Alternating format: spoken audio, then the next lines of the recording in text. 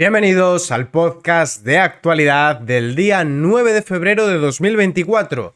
Hoy tenemos que seguir hablando del campo. Muy buenas noticias, por cierto, se suman los pescadores. Ya está todo el sector primario en pie de guerra contra la Agenda 2030, contra este gobierno que firma toda esa parte del suicidio medioambiental al que nos quieren conducir. Tenemos que hablar también de Bolaños, que está maniobrando para evitar el varapalo de la Comisión de Venecia, que podría dictaminar en contra de la amnistía. Tenemos también al fiscal Estampa, ya sabéis, aquel fiscal que estuvo investigando la corrupción y que lo suspendió Dolores Delgado de empleo y sueldo y al final lo tuvieron que readmitir. Tenemos que hablar también de la Asociación Profesional de Fiscales, que está pidiendo al Supremo que anulen el nombramiento del gobierno a García Ortiz. También tenemos que hablar de que García Gallardo se ha sumado a las protestas de los agricultores.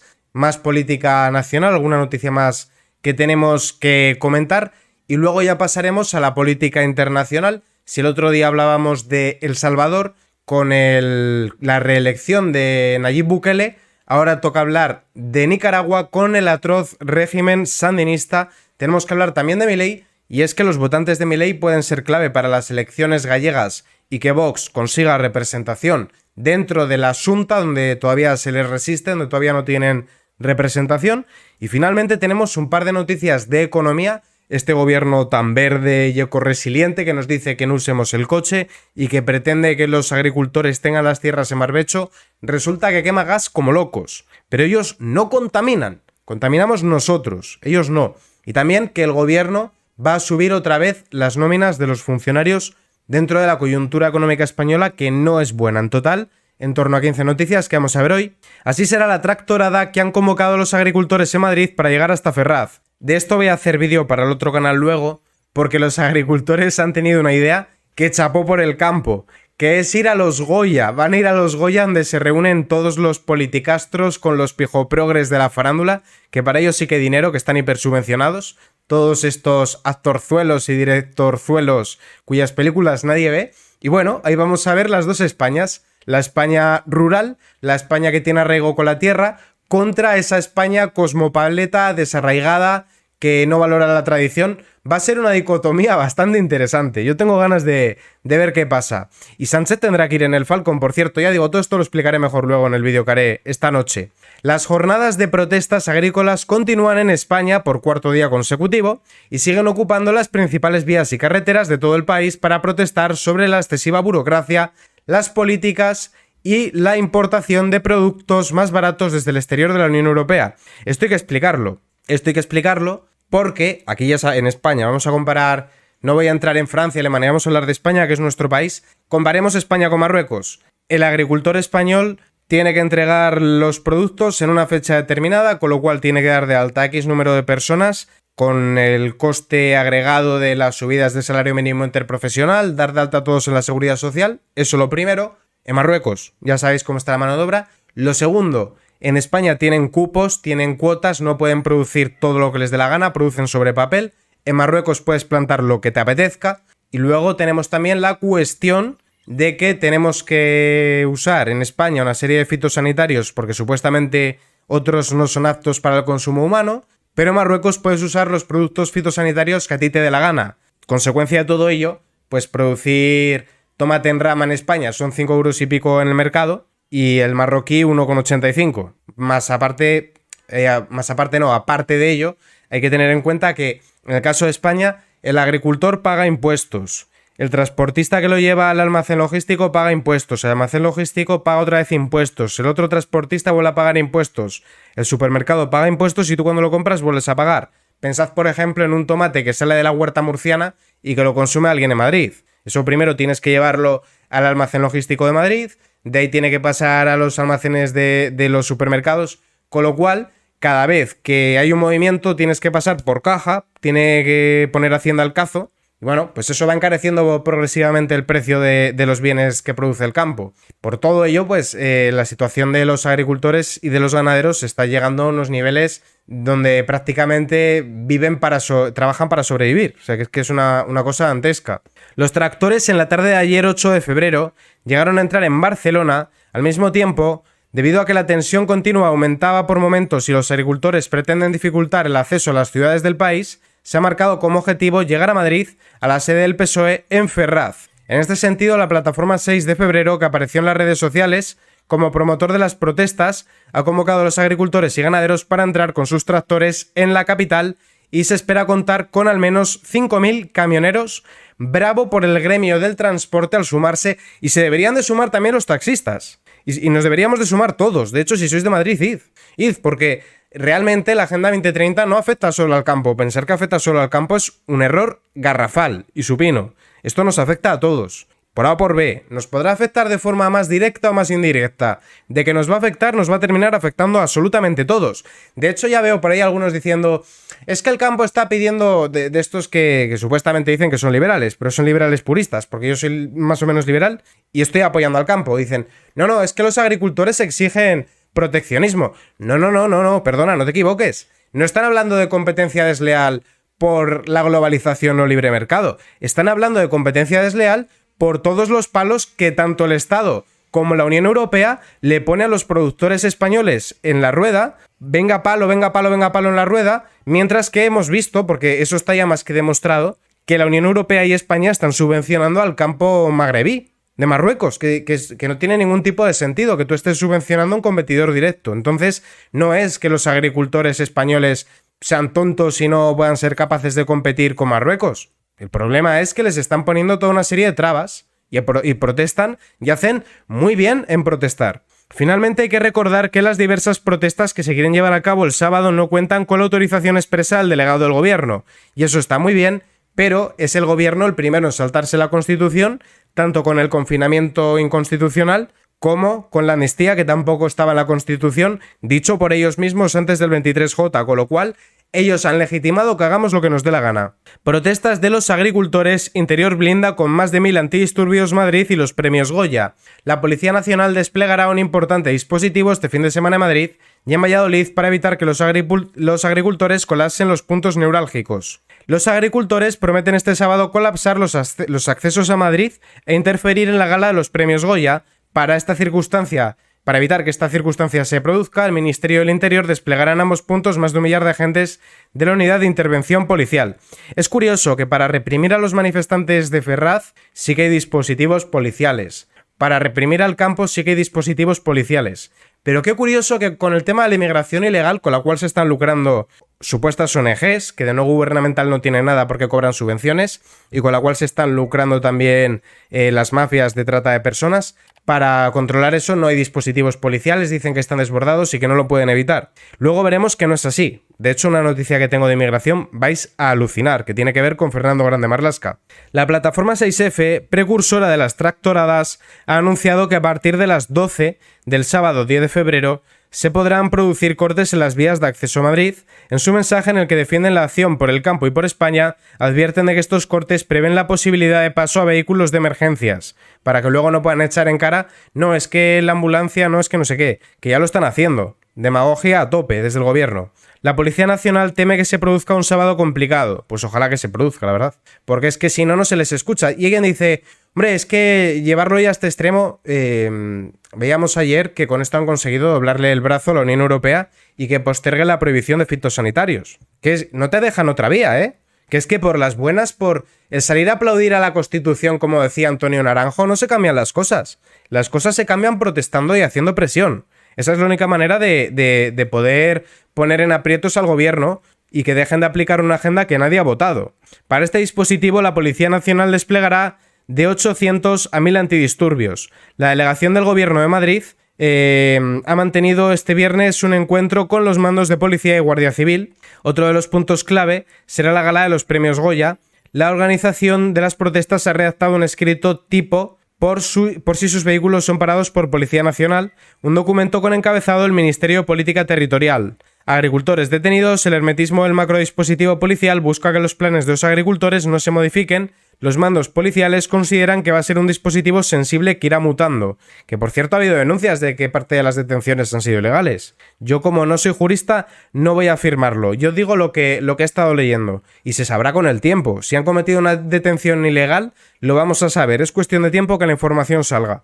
y más en esta época en la que con las redes sociales estamos todos conectados. La rebelión en el campo se extiende al mar y pone en pie de guerra a miles de pescadores en toda España. El motín le estalla en la cara a la Unión Europea y el gobierno en plena recta final de la campaña electoral gallega. Todo indica que la rebelión iniciada por agricultores y ganaderos contra las restrictivas políticas de la Unión Europea se va a extender de forma inmediata al potente sector pesquero, que estudia ya qué tipo de medidas emprender para sumarse a las movilizaciones. Sobre este particular, el presidente de la Federación Nacional de Cofradía de Pescadores, Basilio Otero, ha confirmado Voz Populi que el próximo lunes se celebrará una reunión de la Comisión Permanente para definir las acciones a llevar a cabo y ponerlas en marcha de forma inmediata. Los ánimos en el sector pesquero, al igual que en el campo, están caldeados, por lo que es casi seguro que los profesionales del mar iniciarán también movilizaciones para hacer llegar a la Unión Europea un mensaje contundente. De hecho, es que es momento ahora de sacar todas las reivindicaciones. Si es que en la Unión está la fuerza. En la película de Espartaco hay una escena, la buena, la vieja, no la nueva, en la que se iban a ir los galos, se iban a separar de Espartaco y Espartaco tomaba una flecha y la partía y luego le daba un grupo de flechas al galo, que no me acuerdo ahora del nombre, y le decía pártelas y no podía partirlas. Y con eso Espartaco le intentaba ejemplificar que en la Unión está la fuerza. El presidente de la Federación Nacional de Cofradías se mostró crítico en su día con las manifestaciones convocadas a mediados del pasado mes de enero con motivo de la crisis de los pellets, que tildó de electoralistas, pero ahora los motivos de la protesta son diferentes tanto en el campo como en el mar. Nosotros defendemos los intereses del sector pesquero. Basilio opina que la movilización del sector agrario es una oportunidad que no pueden desperdiciar los pescadores. Totalmente de acuerdo, ya digo, es que tendrían que salir todos los gremios, absolutamente todos, e incluso no ya el agricultor que sea autónomo, el ganadero que sea autónomo, todos los autónomos deberíamos de exigir ahora que se tire para atrás el tema de la subida hasta el 2031, la subida progresiva de la cuota de autónomos, que nos están pegando una sangría brutal. En este sentido, el sector del mar afirma que las políticas europeas, a su juicio cada vez más alejadas de la realidad, están llevando a la pesca, la acuicultura y el comercio de alimentación a una pérdida sin precedentes de su capacidad competitiva y a poner en riesgo la soberanía alimentaria de Europa, que por cierto se descubrió pues cuando fue la invasión de Putin a Ucrania, y resulta que parte del cereal venía de Rusia y de Ucrania y dejó de llegar a Europa. Se descubrió las consecuencias de haber delegado la producción de cereal a terceros países, que fue un alza de los precios no ya del cereal, sino de productos derivados como pueden ser los lácteos, porque las vacas comen pienso, y de los huevos, porque las gallinas comen pienso, y ahí se vio la broma, que nos salió bastante cara. Toca ver ahora lo de García Gallardo y ya pasamos al tema de la justicia, que ya digo que todo el tema del campo lo trataré en el otro canal esta noche cuando acabemos con el podcast. García Gallardo con los agricultores, señoritos son los que viven de películas que luego no ve nadie. El vicepresidente de Castilla y León ha criticado a la industria cinematográfica española, que este sábado celebra en Valladolid los premios Goya por llamar señoritos a los agricultores. El líder de Vox en la región ha explicado que estará presente en la gala. No podía faltar, ha justificado García Gallardo este viernes ante los medios, una asistencia que ha defendido a ojos del político burgalés, aunque a algunos les escueza. El vicepresidente castellano-leonés ha animado a los actores, productores y directores de cine a que usen el altavoz que se les presenta con los premios para defender a los trabajadores rurales. Este es un acontecimiento cultural de primer orden y no podía faltar una representación institucional de uno de los dos partidos que sostiene el gobierno de la Junta de Castilla y León. García Gallardo ha puesto en valor el esfuerzo enorme que realiza la Consejería de Cultura para conseguir ensanchar el espacio cultural de todas las expresiones artísticas, porque ya sabéis que cuando gobierna el PSOE únicamente hay arte de izquierdas y el arte tiene que ser un vehículo para hacer la revolución y bla bla bla. Reivindicaciones reales y necesarias. García Gallardo ha hecho un llamamiento a los premiados y asistentes del mundo de la industria cinematográfica, que a ojos del político burgalés suele ser aprovechada por actores y directores para ser reivindicativos. La petición del líder de Vox ha sido que utilicen su posición para ser altavoz de las reivindicaciones reales y necesarias, identificándolas con las exigencias de los agricultores y ganaderos. Toca hablar de justicia, porque la piedra en el zapato de este gobierno es la justicia, no porque los jueces sean franquistas con toga, como dicen por ahí algunos periodistas progres, sino porque pasan por encima de la ley de forma sistemática. Bolaños maniobra para evitar que la Comisión de Venecia dictamine en contra de la amnistía. Y aquí tenemos al repelente niño Vicente reunido con la italiana Marta y con la suiza Regina para intentar comerles el tarro y decir que no, que lo suyo es muy constitucional y mucho constitucional. La visita de 7 juristas de la Comisión de Venecia a España entre el jueves y el viernes para examinar la futura ley de amnistía ha puesto en guardia al gobierno. Este órgano del Consejo de Europa será el primero que se pronuncie sobre la norma a nivel internacional. Un informe negativo supondría un mazazo para el Ejecutivo. Por eso, Félix Bolaños ha estado por ahí controlando la agenda de los ilustres visitantes con el objetivo de minimizar los riesgos de un informe desfavorable. O sea, que está intentando metérselos en el bolsillo agasajándoles con el dinero de los españoles. Pues es la manera de maniobrar del PSOE, ya la conocemos. En Mojácar compraban votos con cocaína. Entonces, en la línea de ellos. Por su parte, este jueves, Félix Bolaños quiso ser el primero en recibir el Sanedrín para marcar la pauta y trasladar un mensaje claro. El gobierno valora positivamente esta proposición por su contribución a la convivencia, ya, sí, por las narices, me lo creo yo, al derecho europeo y a los principios del derecho internacional por los que vela la propia Comisión de Venecia. O sea que ahora él es el más... En fin. Además, el Centro de Estudios Políticos y Constitucionales, que depende orgánicamente del Ministerio de Bolaños, bueno, de Bolaños depende todo, porque como le han metido presidencia, relación con las Cortes y justicia, es decir, ejecutivo, legislativo y judicial, pues por él pasa todo. Él es el tonto útil de Pedro Sánchez. El CEPC está presidido por la catedrática Rosario García Mahamud. A finales de noviembre, una vez registrada la ley, esta escribió un artículo a favor en El Diario, en el que firmó el limón con el eurodiputado socialista Juan Fernando López Aguilar, también catedrático. Para redondear, a última hora se sumó a la ronda de contactos el fiscal general Álvaro García Ortiz. Bueno, luego tenemos que hablar de eso, ¿eh? Luego tenemos que hablar de que el fiscal estampa sobre su causa Álvaro García y Dolores Delgado incurrieron en una desviación de poder constante. O sea, que lo que diga este señor, nombrado a ZOC, claro, ¿a quién va a apoyar el fiscal que nombra a Pedro Sánchez? Pues lógicamente va a apoyar a Pedro Sánchez. Pero es que la pregunta no es a quién apoya al fiscal nombrado por Pedro Sánchez. La pregunta es ¿quién narices es Pedro Sánchez para andar nombrando fiscales? Esa es la verdadera pregunta que nos tenemos que hacer todos, ¿no? Porque aquí lo de la separación de poderes brilla por su ausencia. Bolaños tenía un acto con el rey este jueves a las 11 de la mañana, concretamente la inauguración de la nueva sede del Colegio de Registradores de España. Los miembros de la comisión iban a participar en el encuentro, pero no tuvieron confirmación de la hora hasta apenas 24 horas antes, cuando el ministro ya había cerrado el encuentro. Ya en el Congreso, la consigna con la que entró a la reunión el portavoz de Justicia era clara: insistir ante los juristas de que la ley es sólida, impecable y constitucional. Si es sólida, impecable e inconstitucional, ¿por qué ha vuelto a la Comisión de Justicia? Que esa es otra buena, que si algo es rechazado en el Congreso, se supone que la ley ha fracasado y punto. No que puede volver a la Comisión de Justicia hasta que la aprueben por cansancio. Que esa es otra gorda, que eso no se haya visto en la vida. Pero bueno, tantas cosas nos quedan por ver con estos que están destruyendo todo.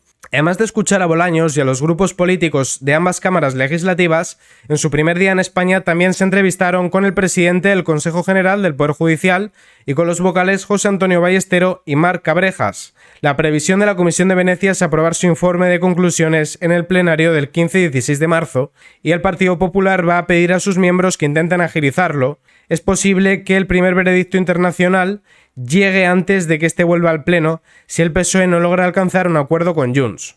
Así que, bueno, puede ser que Pedro Sánchez se dé el susto de tener que adelantar elecciones, que ojalá. El fiscal estampa sobre su causa Álvaro García y Dolores Delgado incurrieron en una desviación de poder constante. El exfiscal del caso Villarejo disecciona en su libro Complot y en entrevista con Voz Populi y apunta a una conspiración desde la cúpula de la Fiscalía General. Cuenta Ignacio Estampa en su libro que para que el mal triunfe solo se necesita que los buenos no hagan nada. Lo dice el fiscal que arrancó el caso Villarejo sin llegarse ni a imaginar que se convertiría en la gran causa de corrupción. Tras 7 años propios de película policíaca, se habrá a contar su historia sobre cómo pasó de liderar la investigación a ser protagonista de un complot que terminó con su salida anticorrupción. Lo que parecía ser un simple caso de corrupción acabó salpicando a los partidos políticos, al IBEX y a la Corona. Toda una radiografía de escándalos de la democracia. La conjura dio paso a una tormenta perfecta que se llevó por delante a Estampa. Primero se le abrió una investigación penal y luego se quedó fuera del caso Villarejo. La secuencia no fue casual. Desde la Fiscalía General se dilató durante meses el cierre de su causa. En el libro relata el descenso a los infiernos que vivió los meses siguientes y la soledad que sintió. O sea, que le hicieron la vida imposible y que, bueno, contábamos con ello. ¿En qué momento Miguel Serrano y usted se dan cuenta de que están ante un monstruo de caso? Yo me doy cuenta desde el día que me dicen que me lo van a asignar. Pensé que este tema no lo podía llevar solo. Miguel desde el primer momento estaba automáticamente dispuesto. Que iba a ser un caso grande lo vimos cuando abrimos la caja fuerte de su casa. La corona de los partidos políticos, la trama kitchen, las grandes empresas, ¿no se esperaban ustedes una trampa? Desde antes de empezar, nosotros vivíamos en una paranoia que también nos perjudicó, el no fiarnos de nadie e incluso evitar tanto a los medios de comunicación nos perjudicó porque hubo medios que lo entendieron y hubo otros que no y nos lo hicieron pagar de alguna forma después. No fue por eso, fue porque son medios que trabajan para el bipartidismo y les interesaba dañar la imagen del fiscal porque estaba sacando los trapos sucios del bipartidismo. Esa es la realidad y no otra. Usted temió por su integridad, nos llegamos a preocupar. Los periodistas de tribunales siempre hemos dicho que el verdadero tándem de las diligencias lo integran Miguel y usted. ¿Qué ha significado trabajar con él? Una enseñanza cada día. Durante la instrucción aparecen los audios de Dolores Delgado y Baltasar Garzón con Villarejo. ¿Había algún indicio en la cúpula de la Fiscalía para pensar que ustedes estaban filtrando información? A nosotros se nos traslada que Delgado piensa que estamos detrás de una filtración. Nosotros le pudimos demostrar que no. Durante una semana, ella, que era ministra de Justicia, va negando de formas diferentes su relación personal con Villarejo y Garzón también, y una de las muchas casualidades que yo cuento en el libro es que los días se publicó una comida celebrada 9 años antes con Villarejo. A mediados de 2020 se publican unos mensajes sobre un chat interno de Podemos. Este proceso es muchísimo más largo, toda la conspiración se gesta muy despacio. Nos contó que circulaba una supuesta relación íntima de una abogada de Podemos conmigo, aunque en los documentos no estaba. Se va filtrando una serie de chats. Para que alguien se lo pudiera creer había que meter un elemento sórdido, una debilidad que es propia de la factoría Villarejo. Tras ello llegó el registro de la celda de Villarejo. Me dijo literalmente, ¿todavía no te han echado? ¿Qué acojonada tenéis que tener a mi amiga Lola? Esta es la frase literal que recordaré. ¿Y usted cómo interpretó eso? Pensé, qué asustada la debes de tener tú, y además deduje que ya sabía que me echaban el día 27. Para entonces ya había una investigación en la Fiscalía Superior. Esa misma mañana se estaba intentando cerrar por segunda vez, yo no lo sabía, entiendo que para que yo llegara limpia al Consejo Fiscal. ¿Cuándo se enteró? El 19 de noviembre. Las recomendaciones que se giraron al fiscal al frente del caso dilataron el archivo. No fueron recomendaciones, fueron órdenes verbales del fiscal general. El 27 de octubre comunicaron que había uno de los 8 fiscales en comisión de servicios que no había obtenido ningún voto del Consejo Fiscal de aquel día. La nota de prensa va dirigida a humillarme a mí. ¿Qué se ordenó desde la Fiscalía? Para justificarlo, Álvaro García sugirió realizar múltiples diligencias. En ese tiempo usted ha recurrido a la justicia. 2 los ha ganado y sigue luchando para conseguir información de diligencias. ¿Por qué no se las dan? En mi profesión oculta pruebas el que oculta algo malo. Yo estoy intentando que se reconozca que incurrieron en una desviación de poder Álvaro García y Dolores Delgado. ¿Qué le parece que la entonces fiscal general no se abstuviera de la deliberación cuando el despacho de su pareja lleva la defensa de imputados de tándem? No hace falta que lleguemos allí, ella sale en los audios y salen documentos del procedimiento. Así que como podemos ver, están de mierda hasta el cuello. Perdón por hablar en plata, pero no hay otra manera de decirlo. La Asociación Profesional de Fiscales pide al Supremo que anule el nombramiento de García Ortiz. Que vuelva a salir aquí otra vez el nombre. Ya es un nombre que nos va a sonar bastante conforme vayan pasando los días. La entidad profesional ha presentado este mismo jueves el escrito con el que anuncia en el alto tribunal su intención de recurrir la designación del fiscal general del Estado. La Asociación Profesional Independiente de Fiscales ha recurrido el nombramiento de Álvaro García Ortiz como fiscal general del Estado. El gobierno confirmó al sucesor de Dolores Delgado como responsable del Ministerio Público. Según informan en primicia, la APIF considera que la designación de García Ortiz es nula de pleno derecho. A nuestro juicio no es idóneo para desempeñar, conforme a la Constitución, las funciones que tiene asignadas, entre ellas la jefatura de todos los fiscales de España. Imaginad, si puede nombrar el PSOE con este señor que ya sabemos que está metido en asuntos como poco turbios, la que se puede liar si este hombre es el que puede nombrar a todos los fiscales de España. Que ya podríamos hablar de abrir causas contra la disidencia, que no se persiga la corrupción del PSOE, etc. Y hablando de corruptos, vamos a hablar de uno de los casos más tremebundos que han ocurrido, el caso Oltra, cuyo entonces marido abusó en reiteradas ocasiones de Teresa, que en aquel momento contaba con entre 14 y 15 años. El marido de Oltra, que abusó sexualmente de una menor, recurre al Constitucional para evitar la cárcel. Luis Eduardo, ex marido de la que fuera vicepresidenta del gobierno valenciano, Mónica Oltra, ha remitido un escrito a la Sala Segunda de la Audiencia Provincial de Valencia en la que solicita la suspensión o paralización del ingreso voluntario en prisión, que la pregunta es ¿por qué no está todavía en prisión? Ahora la defensa de Ramírez solicita que se suspenda el ingreso en prisión hasta que el Tribunal Constitucional resuelva el recurso de amparo.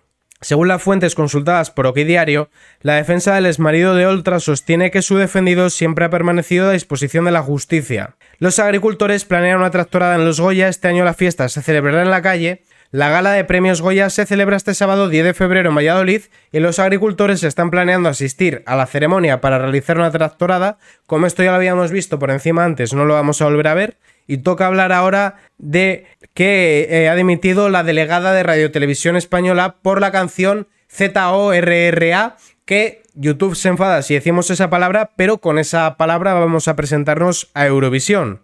La elección de la canción tal del grupo Nebulosa para representar a España en Eurovisión ha generado posiciones enconadas sobre el mensaje que lanza. Se cobra la primera dimisión.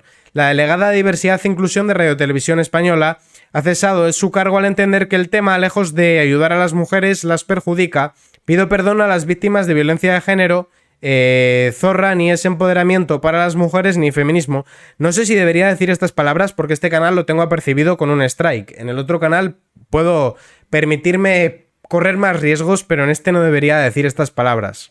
En todo caso, lo cierto es que la canción ha levantado revuelo mediático. El presidente Sánchez ha proclamado que le encanta. Bueno, lo que le guste o no a este hombre, para empezar no sabemos si es verdad o mentira porque es un mentiroso. Y para continuar, lo que le guste o no a este señor, generalmente hay que ponerse del lado contrario. Toca hablar ahora de Marlaska, que os decía antes que íbamos a hablar de inmigración. Marlaska usa un barco de la Guardia Civil para sacar inmigrantes del Hierro y llevarlos a Tenerife y Las Palmas. Para esto está la infraestructura y los servicios de la Guardia Civil y los medios para colaborar con las mafias de trata de personas. Las Islas Canarias están sufriendo fuerte presión migratoria en los últimos meses. Cerraron 2023 con casi 40.000 inmigrantes ilegales, se entiende, la gran mayoría de ellos en el último trimestre del año, un 154,5% más que el año pasado. La gran mayoría, algunos llegados en cayucos y otros a través de buques de salvamento marítimo a la isla del Hierro. El gobierno central tuvo que crear infraestructuras temporales, pero en las últimas semanas el Ministerio del Interior ha dado un cambio en la manera utilizada para sacarlos. Fuentes de la Guardia Civil han confirmado que emplean el buque a la altura Río Segura del servicio marítimo para llevar a estas personas. Si este buque se utilizase para evitar que lleguen las pateras o si los llevasen pero a los países de origen, a los países emisores, otro gallo cantaría. Política internacional. Vamos a hablar ahora de Nicaragua. El régimen de Ortega sigue sofocando a la disidencia tras un año de la expulsión de 222 opositores. El gobierno de Estados Unidos ha lamentado que un año después de la expulsión masiva de Nicaragua de los opositores, Daniel Ortega sigue intentando silenciar las voces del pueblo nicaragüense. El 9 de febrero de 2023, 222 presos políticos llegaron a Estados Unidos, fruto de una expulsión. El portavoz del Departamento de Estado, Matthew Miller, ha lamentado que Daniel Ortega y Rosario Murillo siguen deteniendo injustamente o forzando al exilio a los que quieren ejercer sus derechos humanos y libertades fundamentales. Y ahora toca hablar de Argentina y de Galicia. Los votantes de Milei pueden ser decisivos en las elecciones gallegas del 18 de febrero. Ya sabéis que Milei, de Libertad Avanza, y Santiago Abascal, de Vox, tienen una gran amistad y pudiese darse el caso de que Milei intermedie en las gallegas. Los gallegos acuden a las urnas el 18 de febrero. Tienen tres opciones: que Vox condicione el Ejecutivo y priorizar el apoyo a agricultores, ganaderos y pescadores, el derecho a estudiar en español, el impulso de la natalidad o el fin de las subvenciones a sindicatos, mantener el gobierno al Partido Popular con mayoría absoluta y la consecuente aplicación de políticas de la izquierda, o un ejecutivo presidido por el BNG de la mano de socialistas y comunistas. Una de las claves estará en el voto del exterior, que representa el 17% del censo, un tercio de los cuales son argentinos, un país que votó mayoritariamente a Javier Milei. Milei, firmante de la Carta de Madrid, impulsada por la Fundación Disensos, aliado de Vox, recientemente mostró su respaldo a la formación y a sus militantes en la Asamblea General, con lo cual, pues esto puede propiciar que Vox entre en la Xunta de Galicia. Toca hablar ahora de economía con un par de noticias que veremos de forma breve. El gobierno sube el sueldo de los funcionarios por tercera vez en un año y en pleno récord de nóminas públicas. Da igual que no salgan las cuentas porque están haciendo una gigantesca red clientelar para garantizar tener ahí su agencia de votos. El gobierno ha aprobado esta semana una nueva subida de sueldos a funcionarios en Consejo de Ministros, otro 0,5% extra. El gobierno supeditó este incremento salarial a los funcionarios al resultado de la evolución del INE. Eso sí, no dejaba de resultar paradójico que ese crecimiento del 2,5 del PIB esté influenciado por el consumo público, que subió el doble que el consumo de los hogares. El círculo vicioso es el siguiente. El gobierno dispara el gasto público, lo que hace crecer el PIB, y ese resultado da lugar a un premio que infla todavía más las nóminas públicas. Y así, pues bueno, cada vez empobrecemos más a los que vivimos de una nómina privada y enriquecemos más a los que viven de una nómina pública. Así estamos en la tercera subida a sueldo.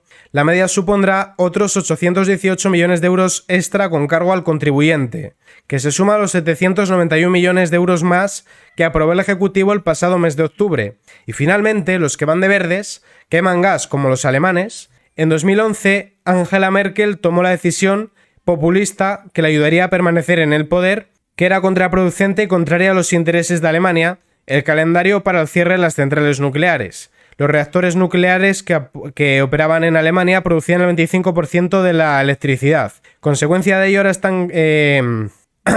Con los últimos datos disponibles, Alemania produjo 113 teravatios, imagino, de su electricidad con carbón.